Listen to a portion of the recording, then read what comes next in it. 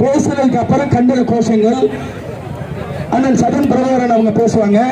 கண்டன கோஷங்கள் முடிந்த பிறகு நிறைவாக அனைவரும் மெழுகுவர்த்தி ஏற்றி மனித சங்கிலி மாதிரி கண்ணீர் அஞ்சலி செலுத்த அமைச்சர் கீழே வந்துருவாங்க. மெழுகுவர்த்தி ஏற்றும் போது மனித சங்கிலி மாதிரி வரிசையா நின்று இந்த நிகழ்வு நடைபெறும்.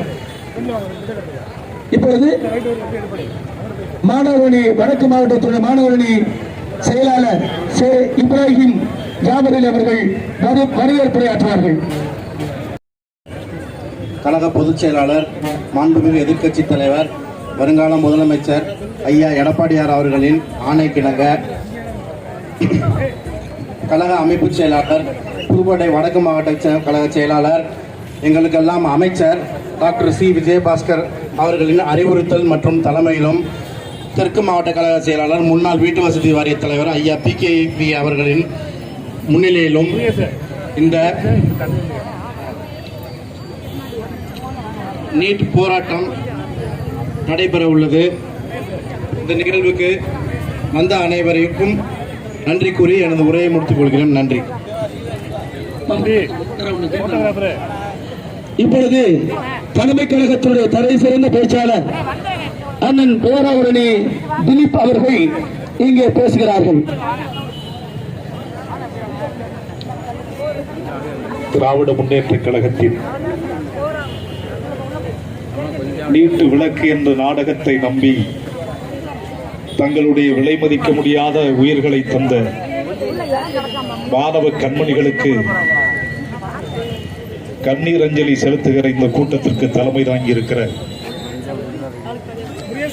புதுக்கோட்டை மாவட்ட கழக செயலாளர், கழகத்தினுடைய அமைப்பு செயலாளர், விராலிமலை தொகுதியினுடைய சட்டப்பேரவை உறுப்பினர், முன்னாள் அமைச்சர், நாளை மலரப்போகிற எடப்பாடியார் ஆட்சியில் மீண்டும் மக்கள் நல்வாழ்வுத்துறை அமைச்சராக அரியாசனத்தில் அமர்ந்திருக்கிற எங்கள் உயிர் அண்ணன் மாண்புமிகு டாக்டர் விஜயபாஸ்கர் அவர்களே,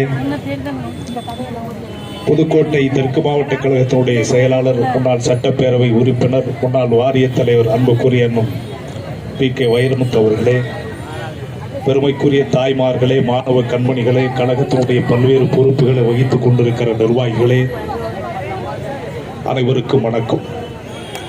இன்றைய தினத்தில் கழகத்தினுடைய பொதுச் செயலாளர் மாண்புமிகு எடப்பாடியார் அவர்களின் உத்தரவின் அடிப்படையில் திராவிட முன்னேற்ற கழகத்தின் நீட்டு நாடகத்தை நம்பி தங்களுடைய உயிர்களை தொடர்ந்து பலி கொடுத்துக் கொண்டிருக்கிற மாணவ செல்வங்களை நினைவு கூர்வதற்கும் அவர்களுக்கு கண்ணீர் வணக்கம் செலுத்துவதற்கும் திராவிட முன்னேற்ற கழகத்தின் நீட்டு ஒழிப்பு நாடகத்தை இந்த நாட்டு மக்களுக்கு அம்பலப்படுத்தவும் மாவட்டம் தோறும் வீதி வீதியாக இந்த கண்ணீர் அஞ்சலி போராட்டத்தை அனைத்து இந்திய அண்ணா திராவிட முன்னேற்ற கழகம் நடத்தி கொண்டிருக்கிறது.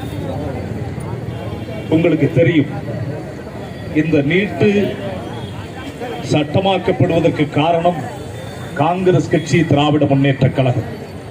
இந்திய நாடாளுமன்றத்தில் திராவிட முன்னேற்ற கழகம் காங்கிரஸ் கட்சியோடு கூட்டணியில் இருந்த காலத்தில் தான் இந்த நீட்டு தேர்வு அறிமுகம் செய்யப்படுகிறது.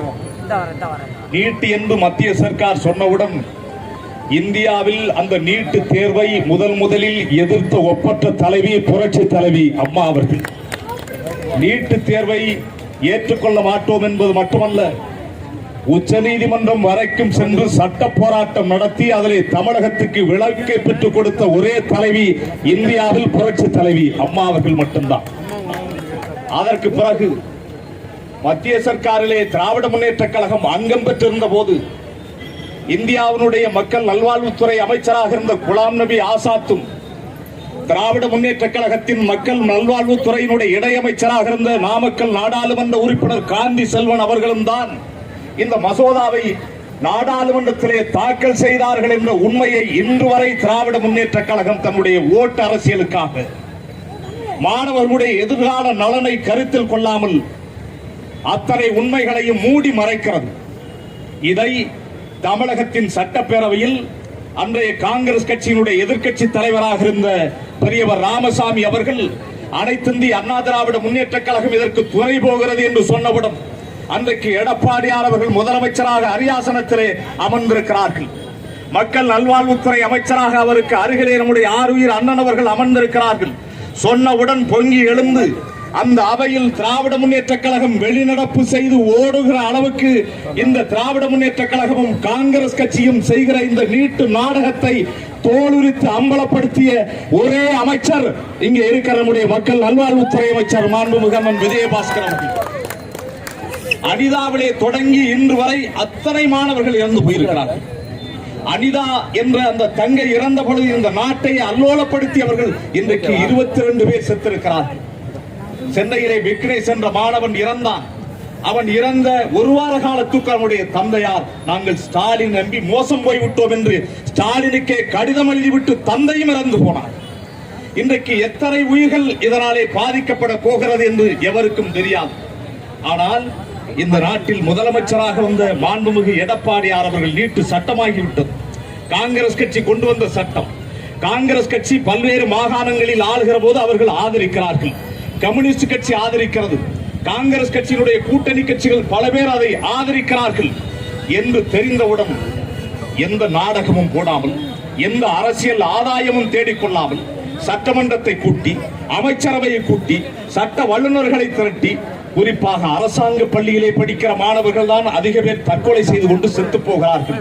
இந்த அவலம் போக்கப்படும் என்று மருத்துவ கல்வியில் 7.5% என்ற உள் ஒதுக்கீட்டை கொண்டு வந்து சட்டமாக்கிய அரசு அனைத்து இந்திய அண்ணா திராவிட முன்னேற்ற கழகத்தினுடைய அரசு, மாண்புமிகு எடப்பாடியாருடைய அரசு.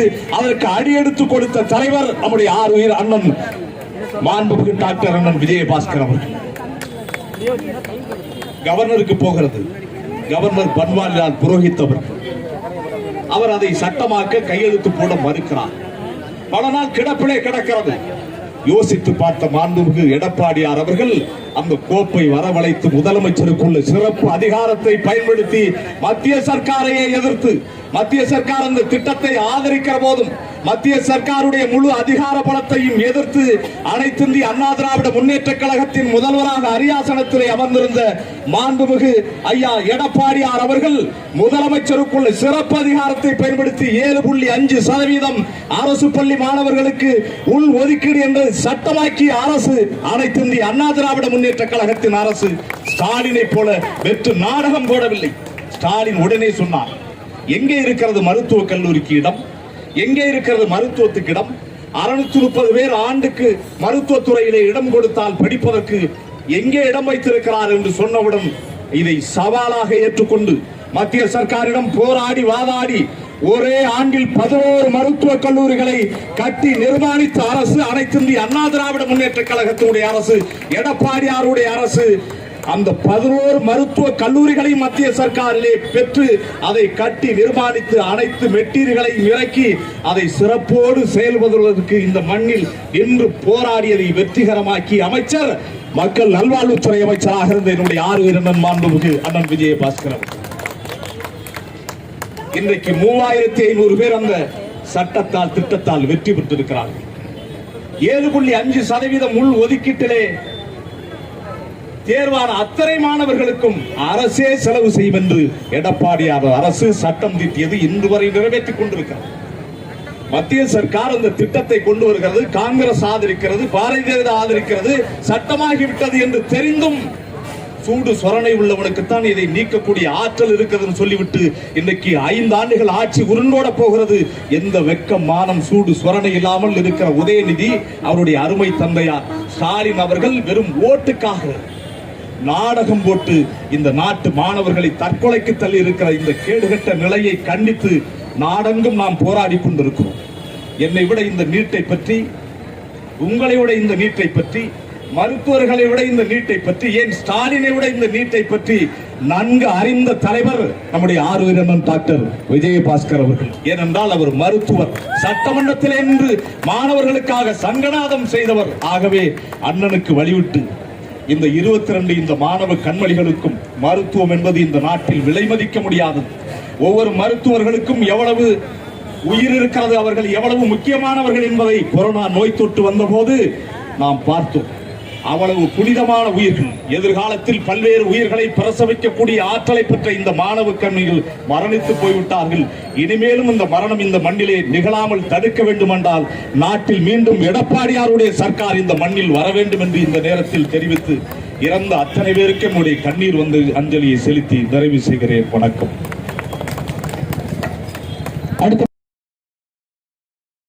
நீட் ரகசியம் என்ன என்பது, ஏன்னா நீட் எப்படி நடக்குது, அது என்ன ப்ராசஸ் பண்றாங்க. இவர் நம்ம பேசின எனக்கு முன்னாடி பேசின நண்பர் சொன்னாரு, நீட்டை பத்தி ஒரு விவாதம் வரும்போது நமது மாண்புமிகு அமைச்சர் விஜயபாஸ்கர் அண்ணன் அவர்கள் சட்டசபையிலே பேசும்பொழுது, அப்போது நான் சட்டசபை உறுப்பினராக இருந்தேன். அவர் அதை எப்படி தெளிவாக பேசினார் என்பது நாங்கள் கண்கூடாக பார்த்தோம். அப்படி தெளிவாக நீட்டை பற்றி உதயநிதி பேசிவிட்டார் என்றால் நாங்கள் இந்த போராட்டத்தை நிறுத்திக் கொள்கிறோம். நீட்டை பற்றி ஏதாவது விளக்கமாக தெளிவாக அவர் பேசிவிட்டால் நாங்கள் போராட்டத்தை நிறுத்திக் கொள்கின்றோம். ஏன்னா நீட்டினால என்னன்னு தெரியாத உதயநிதி நீட் ரகசியம் எனக்கு தெரியும் என்று பொய் சொல்லி இன்றைக்கு ஒரு கபட நாடகத்தை ஆடுகின்றார். அது மத்திய அரசாங்கத்தோட சப்ஜெக்ட். நீ மத்திய அரசாங்கத்தோட சப்ஜெக்ட்ல எப்படி நீ வந்து நீட் ரகசியத்தை சொல்லுவ? சிதம்பரம் ரகசியம் சொல்ற மாதிரி ஒரு நீட் ரகசியத்தை பொய்யான ஒரு வாக்குறுதியை கொடுத்தார். இன்றைக்கும் அந்த மருத்துவக் கல்வி என்பது கான்கரண்ட் லிஸ்ட் நினைக்கிறேன், கரெக்டான கான்கரண்ட் லிஸ்ட். மத்திய அரசாங்கம் சட்டத்தை ஏற்ற முடியும், அதுதான் அவங்களுக்குள்ள அதிகாரம். அது மாநில அரசாங்கம் ஒன்றும் பண்ண முடியாது. ஆனால் புரட்சி தலைவி அம்மா அதை நம்ம நண்பர் சொன்னது போல உச்சநீதிமன்றம் சென்று தமிழ்நாட்டுக்கு நுழைவிடாமல் தடுத்துக் கொண்டிருந்தார்.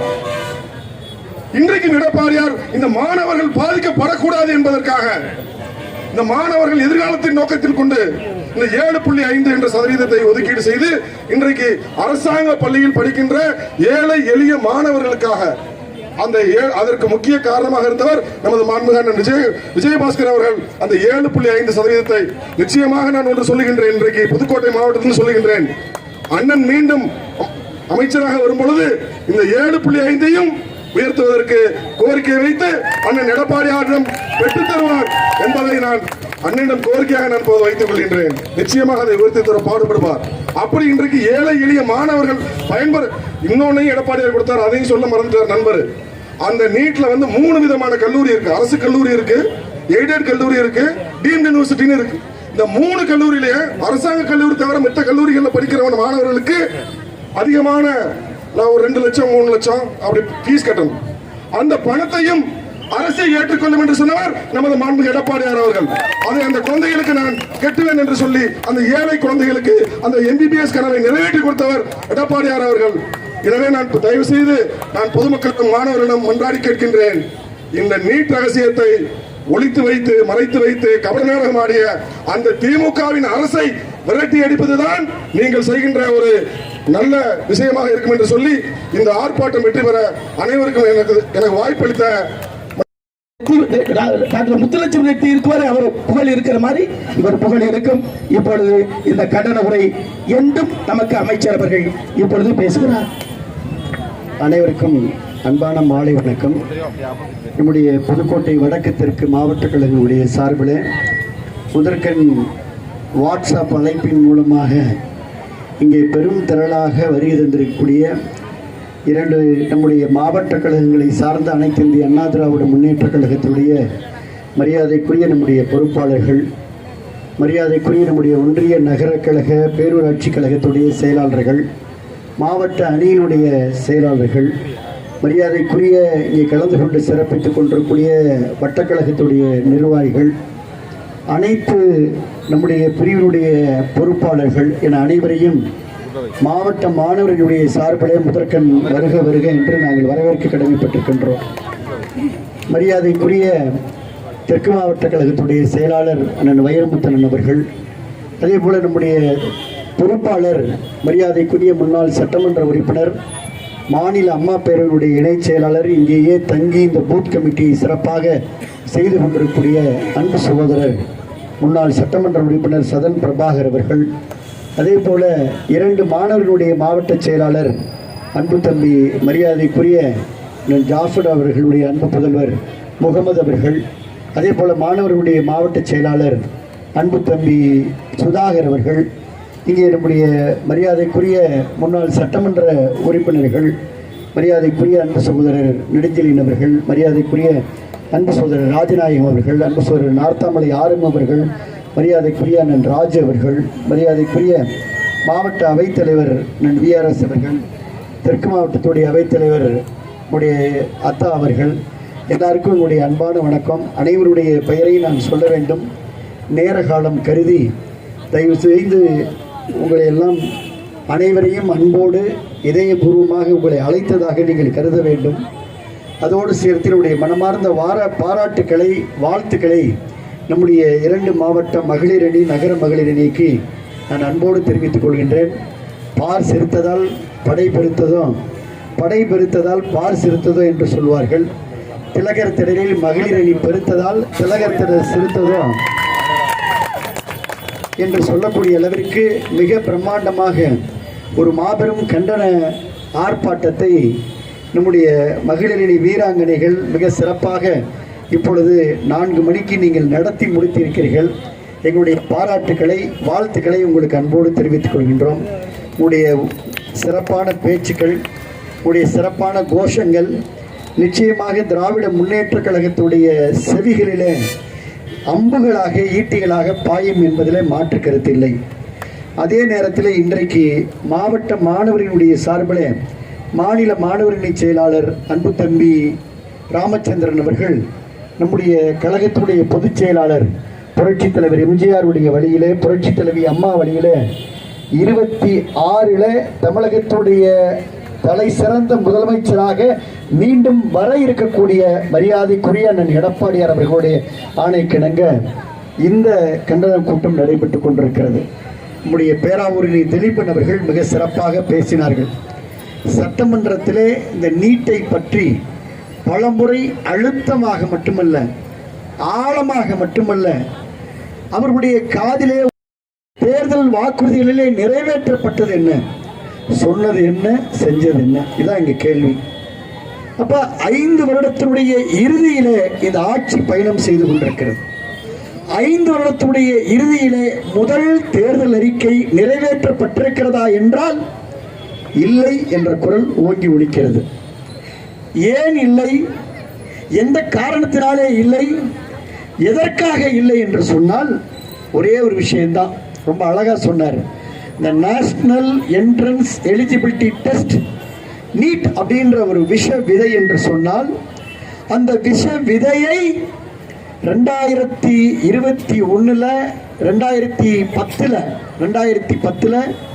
டிசம்பர் மாதம் 21/10/2010 அந்த விஷ விதையை தமிழகத்திலே விதைத்தது காங்கிரஸ் அரசு. அப்பொழுது கூட்டணியாக இருந்த பொழுது திராவிட முன்னேற்றக் கழகம் கூட்டணியாக இருந்த பொழுதுதான் அந்த விஷ விதை விளைக்கப்பட்டது. அந்த விதைக்கப்பட்ட விஷ விதை செடியாக மலர்ந்து மரமாக வளர்ந்து இன்றைக்கு எல்லோரையும் பாதிக்கிறது என்று சொன்னால் விதைத்தவர்கள் தானே அதற்கு பொறுப்பாக முடியும். யார் இந்த நீட் நோட்டிபிகேஷனை முத இந்தியாவில் போட்டதுன்னு சொன்னால் காங்கிரஸ் உடைய ஆட்சி. அப்பொழுது திராவிட முன்னேற்றக் கழகம் கூட்டணியாக இருந்தது. இது எல்லாருக்கும் தெரிந்த உண்மை. அதுதான் புரட்சி தலைவி அம்மா அவர்கள் பாளையங்கோட்டையில் நடந்த அதிமுக மாநாட்டில் இந்த திராவிட முன்னேற்றக் கழகம் நீட் விஷயத்தில் தும்ப விட்டுட்டு வாழை பிடிக்கிறாங்கன்னு சொன்னாங்க. ஆட்சியில் இருந்த பொழுது தும்பையே பிடித்திருந்தால் இந்த நீட் இன்றைக்கு வந்திருக்காது. இந்த ஆட்சி இந்த 4 ஆண்டுகள் பொறுப்பேற்று 5வது வருஷம் போயிட்டு இருக்க இந்த நேரத்தில் இதுவரைக்கும் 21 பேர் மாணவ மாணவிகள் இங்கே மரணம் அடைந்திருக்கிறார்கள், தற்கொலை செய்திருக்கிறார்கள், தங்கள் இன்னுவரையை மாற்றியிருக்கிறார்கள். இதற்கு ஒரு அஞ்சலி செலுத்தக்கூடிய நிகழ்ச்சி தான் இங்கே மாணவர்களுடைய சார்பில் ஏற்பாடு செய்யப்பட்டிருக்கிறது. நான் உங்களுக்கு அன்போடு தெரிவித்துக் கொள்வது, இதற்கு காரணம் இந்த இன்னுயிரியவர்கள் மாய்த்ததற்கு காரணம் பொறுப்பேற்க வேண்டிய அரசு திராவிட முன்னேற்றக் கழகத்துடைய அரசு. காரணம் என்னவென்று சொன்னால் அண்ணன் எடப்பாடியார் அவர்கள் இது உச்ச நீதிமன்றத்தில் இன்றைக்கு மிகப்பெரிய சட்ட போராட்டம் நடத்தி அதே போல தீர்மானத்தை நிறைவேற்றி அதை விலக்கு பெறுவதற்கு அதிமுக ஆட்சியிலே மிக கடுமையாக முயற்சி செய்தோம். உச்ச நீதிமன்ற வழக்கு காரணமாக அந்த வழக்கை தொடுத்தவர் யார் தெரியுமா? யார் தொடுத்தா? இந்த வழக்கை தொடுத்தது யார்? நளினி சிதம்பரம். காங்கிரஸ் எந்த காங்கிரஸ் கொண்டு வந்ததோ, எந்த காங்கிரஸ் நீட்டை கொண்டு வந்ததோ, எந்த காங்கிரஸ் திமுகவோட கூட்டணி சேர்ந்ததோ அதே காங்கிரஸினுடைய முன்னாள் மத்திய அமைச்சர் ப. சிதம்பரத்துடைய மனைவி நளினி சிதம்பரம் தான் இந்த நீட்டுக்கு ஆதரவாக வாதாடி அதிலே வெற்றி பெற்று தமிழ்நாட்டிலே நீட் இனி தலை காட்டாது என்று பத்திரிகைகளிடத்திலே ஊடகத்திலே பேட்டி கொடுத்தவர் நளினி சிதம்பரம் அவர்கள். ஆக இதையெல்லாம் வரலாறு மறந்தும் விடக்கூடாது. எந்த காலத்திலையும் இதை நாம் மக்கள் மறக்கவும் நாம் விடக்கூடாது. ஆக இதுதான் காரணம். அப்பொழுது திராவிட முன்னேற்ற கழகம் எதிர்க்கட்சியில் இருந்தது. சட்டமன்றத்தில் நான் அன்னைக்கு எடப்பாடியார் நாங்கள் எல்லாம் அங்கே சட்டமன்றத்தில் இருந்த பொழுது மரியாதைக்குரிய அண்ணன் வைரமுத்து போன்றவர்களும் அன்னைக்கு சட்டமன்ற உறுப்பினர்கள் இருந்தாங்க. என்ன விஷயம் அப்படின்னா, ஒரே ஒரு கேள்விதான் நாங்கள் கேட்டோம். நாங்கள் ஆட்சிக்கு வந்தால் நீட்டை எப்படி ஒழிக்க வேண்டும் என்ற ரகசியம் எங்களுக்கு தெரியும் என்று அப்பொழுதே நாங்கள் அதிமுக ஆட்சியில் இருந்த பொழுதே திமுகவினர் சொன்னார்கள். நாங்கள் சட்டமன்றத்தில் எதிர்த்து சொன்னோம், நாங்கள் கடுமையாக முயற்சி பண்ணுறோம். ஒன்று, முயற்சி என்பது சட்ட போராட்டம், உச்சநீதிமன்றத்துடைய கதவை தட்டுவது, அதை நாங்கள் தட்டுறோம். இன்னொன்று, தீர்மானம் இங்கே சட்டமன்றத்தில் நிறைவேற்றுவது, பாரத பிரதமரை நேரடியாக பார்க்கறது. நானும் எடப்பாடியார், சீஃப் செக்ரட்டரி அன்னைக்கு கிரிஜா வைத்தியநாதன் 3 பேர் தான் போய் பாரத பிரதமரையும் எடப்பாடியாரும் நானும் அங்கே கிரிஜா வைத்தியனும் போய் அவங்களே பாரத பிரதமரை பார்த்தோம். பிரதமர் ஓகேன்னு சொல்லிட்டார். 5 அமைச்சர்கள் இன்றைக்கு கையெழுத்து போட்டாங்க. நீட்டை தமிழகத்திலிருந்து விலக்களிப்பதற்கு அன்றைக்கு 5 அமைச்சர்கள் கையெழுத்து போட்டார். 6வது அமைச்சர் நட்டா போடணும். அன்னைக்கு அவர் தான் சுகாதாரத்துறை அமைச்சர், இன்னைக்கு அவர் தான் சுகாதாரத்துறை அமைச்சர். போடுறப்பதான் உச்ச நீதிமன்றத்தில் கேஸ் ஸ்டே வந்தது. இல்லாட்டினா அன்றைக்கே அம்மாவை போல எடப்பாடியாரும் விலக்கு பெற்றிருப்பார். 11 முறை நாங்கள் நாடாளுமன்றத்தில் உச்ச நீதிமன்றத்துக்கு போனோம். இதுதான் வரலாறு. ஆனால் நாங்கள் கேட்டோம், நீங்கள் வந்தோடனே ஆட்சிக்கு வந்தோடனே நீட்டை ரத்து பண்ணிடுவேன்னு சொல்கிறீங்களே, ரகசியம் இருக்குன்னு சொல்கிறீங்களே, தயவு செய்து அந்த ரகசியத்தை இப்போவே நீங்கள் சொன்னீங்கன்னா, நீங்கள் சொன்ன ரகசியமாகவே இருக்கட்டும், நாங்கள் ஃபாலோ பண்ணி ரத்து பண்ணுறோன்னு சொன்னோம். இல்லை நாங்கள் இது இப்போ சொல்ல மாட்டோம், நாங்கள் ஆட்சிக்கு வந்தோன்னே அந்த ரகசியத்தை நாங்கள் சொல்லுவோம், நாங்கள் நீதி ரத்து பண்ணுவோம்னு சொன்னாங்க. அதுக்கப்புறம் அவங்க என்ன சொன்னாங்கன்னா, ஆட்சிக்கு வந்த உடனே ஒரே கையெழுத்தில் நீட் ஒழிக்கப்படும் சொன்னாங்க. சொன்னாங்களா இல்லையா? சொன்னாங்களா இல்லையா? தேர்தல் அறிக்கையில் சொன்னாங்களா சொல்லலையா? தேர்தல் பிரச்சாரத்தில் சொன்னாங்களா இல்லையா? ஆட்சிக்கு வந்தவுடன் ஒரே கையெழுத்தை நீட்டை ஒழிப்பேன்னு சொன்னாங்களா சொல்லலையா? அதை ஏன் ஒழிக்கலைன்றதான் நம்ம கேள்வி. அதுக்காக தான் இந்த ஆர்ப்பாட்டம், அதுக்காக தான் இந்த போராட்டம், அதுக்காக தான் இந்த மெழுகுவர்த்தி ஏற்றி அஞ்சலி போராட்டம். அதற்காக தான் ஒரு வரலாற்று சிறப்புமிக்க திட்டத்தை. ஒரே ஒரு விஷயம், எல்லாரும் நினைக்கலாம், எடப்பாடியார் அவர்கள் ஒரு சாதாரண விவசாய குடும்பத்திலிருந்து பிறந்து வந்தவர். ஆனால் இந்தியாவில் எத்தனை மாநிலம் இருக்கு, எத்தனை கவர்னர் இருக்கிறாங்க. ஆனால் அன்றைக்கு நீங்கள் எழுதி வைத்துக் கொள்ளுங்கள், நான் தான் அன்னைக்கு முத சரியா மாலை 4 மணி இருக்கும். 4 மணிக்கு 7.5% அந்த ஃபைலில் கையெழுத்து போட்டுட்டு நேராக அண்ணன் எடப்பாடியார் அவர்கள் இல்லத்திற்கு சென்று ஒரே 5 நிமிஷத்தில் அண்ணன் எடப்பாடியார்கிட்ட கையெழுத்து வாங்கிட்டு நாங்கள் விமான நிலையத்தில் நேராக விமான நிலையத்திலிருந்து அன்றைக்கு தேவர் ஜெயந்திக்காக நாங்கள் போய் மதுரையில் இறங்குறோம். இறங்குறதுக்குள்ளாரி பத்திரிகையில் மிகப்பெரிய அதிர்வலை ஓடியது. என்ன ஓடியது? இந்தியாவில் தமிழ்நாட்டில் ஒரு மாநில முதலமைச்சராக இருக்கக்கூடிய அண்ணன் எடப்பாடியார் அவர்கள் தனக்கு இருக்கக்கூடிய ஆர்டிகல் 162 கீழே ஆளுநர் கையெழுத்திடாமலே ஒரு தீர்மானத்தை நிறைவேற்றி ஒரு சட்டத்தை கொண்டு வந்த வரலாறு இருக்கிறது என்று சொன்னால் அண்ணன் எடப்பாடியாருக்கு மட்டும்தான் அந்த வரலாறு. அவ்வளவு பெரிய நெஞ்சுறுதியோடு ஆளுநர் கையெழுத்திடாமலே தமிழகத்திலே முதன்முறையாக இயற்றப்பட்ட சட்டம் ஏழை வயிற்றிலே பால் வார்க்கின்ற 7.5% இடஒதுக்கீடு திட்டம். இன்னைக்கு 3666 பேருக்கு மேலே MBBS BDS இந்த மாநிலத்திலே படித்துக் கொண்டிருக்கிறார்கள் என்று சொன்னால், டாக்டர் உருவாகி கொண்டிருக்கிறார் என்று சொன்னால், அண்ணன் எடப்பாடியார் அவர்கள் கொண்டு வந்த மகத்தான திட்டம். அன்றைக்கு சுகாதாரத்துறையின் கீழே போடப்பட்ட அரசாணை இதுதான் இன்னைக்கு நிலைமை. அவ்வளவு பெரிய மகத்தான திட்டத்தை கொண்டு வந்தது அண்ணன் எடப்பாடியார் அவர்கள். ஆனால் இன்றைக்கு திராவிட முன்னேற்ற கழகம் இதுவரை, இன்னைக்கு கூட நான் ரொம்ப பத்திரிகை ஊடகத்துறை நண்பர்களுக்காக ஒரு செய்தியை சொல்லுகின்றேன். 7.5% இடஒதுக்கீடுல அவங்க எந்த ஃபீஸும் கட்டக்கூடாது. புதுக்கோட்டை மெடிக்கல் காலேஜில் ஒரு மாணவியோ மாணவனையோ படிக்கிறாங்கன்னா 13,500 ரூபா ஃபீஸ். எவ்வளவு? 7.5%. நம்ம இந்தியாவில் முத 100 சீட்டுக்கு பதிலாக 150 சீட்டை கொண்டு வந்தது நம்ம ஆட்சி. அப்போ 11 மெடிக்கல் காலேஜுக்கு திமுக ஆட்சியாக இருந்தால் 11 மெடிக்கல் காலேஜுக்கு 1100 சீட்டு வரும். நம்ம 1650 சீட்டு கொண்டு வந்தோம். இதில் 7.5% இடஒதுக்கீடு. இந்த திட்டத்தில் அவங்களுக்கு ஃபீஸே கட்டக்கூடாது. புக்கு நோட்டுக்கு அரசாங்கம் பே பண்ணிடும், பணம் அரசாங்கம் பே பண்ணிடும். அவர் சொன்னது போல அழகா சொன்னார் நம்முடைய சதன் பிரபாகர். 2 லட்சம் 3 லட்சம் பணத்தை அரசாங்கம் கட்டிடும். எல்லா பணத்தையும் ஃபுட்டு பில்லு, மெஸ் பில்லு உட்பட 1 ரூபா செலவு இல்லாமல் அவங்க படிக்கணும். ஆனால் இன்றைக்கு என்ன நடந்து கொண்டிருக்கிறது என்று சொன்னால், இந்த அரசாங்கம் பணம் தாமதமாக கொடுக்கணும், அரசாங்கத்திலேருந்து பணம் வந்தோன்னே நீங்கள் உங்களுக்கு திருப்பி தர்றோம்னு சொல்லிட்டு 7.5 உள்ள நுழையிற மாணவர்கள்ட்ட பணம் வசூலிப்பதாக செய்திகள் வருகிறது. இது பாயிண்ட் நம்பர் 1. பாயிண்ட் நம்பர் 2, அன்னைக்கு 7.5 ஜாயின் பண்ணவங்க இன்னைக்கு தான் அவங்க பிடிஎஸ் முடிக்கிறாங்க. எம்பிபிஎஸ் முடிக்கிறதுக்கு 6 மாதம் இருக்கு. பிடிஎஸ் முடிக்கிறப்ப ஹவுஸ் சர்ஜனில் இப்போ 2,50,000 ரூபா அவங்க பணம் கட்டணும்னு இன்னைக்கு சில கல்லூரிகள் அவர்களை வற்புறுத்துகிறார்கள். இது குறித்து அரசாங்கத்திட்ட நாங்கள் சட்டமன்றத்தில் கவன ஈர்ப்பு தீர்மானம் கொடுத்து இதுவரைக்கும் சுகாதாரத்துறையில் அந்த கவன ஈர்ப்பு தீர்மானம் எடுக்கல. 2.5 லட்சம் இப்போ பணம் கட்ட சொல்றாங்க. இதுதான் இந்த அரசினுடைய நிலைமை. இதையெல்லாம் நாங்கள் வன்மையாக கண்டிக்கின்றோம். இந்த தங்களுடைய இன்னுயிரை மாய்த்த இந்த மாணவ மாணவிகளுக்கு அனைத்து இந்திய அண்ணா திராவிட முன்னேற்ற கழகத்துடைய சார்பில் எங்களுடைய கண்ணீர் அஞ்சலியை செலுத்துகின்றோம். இந்த குடும்பத்திற்கு நீண்ட மன வலிமையை அளிக்க வேண்டும். அடுத்தடுத்த குழந்தைகள் 7.5% திட்டத்தின் மூலமாக அவர்கள் மருத்துவராக வேண்டும், அவருடைய கனவு நிறைவேற வேண்டும் என்று எல்லாம் வல்ல இறைவனை வேண்டி அனைத்து இந்திய அண்ணா திராவிட முன்னேற்ற கழகத்துடைய பொதுச் செயலாளர், வருங்கால தமிழகத்துடைய முதலமைச்சர் எடப்பாடியார் அவருடைய நல்லாட்சி உங்க எல்லாருக்கும் தெரியும்.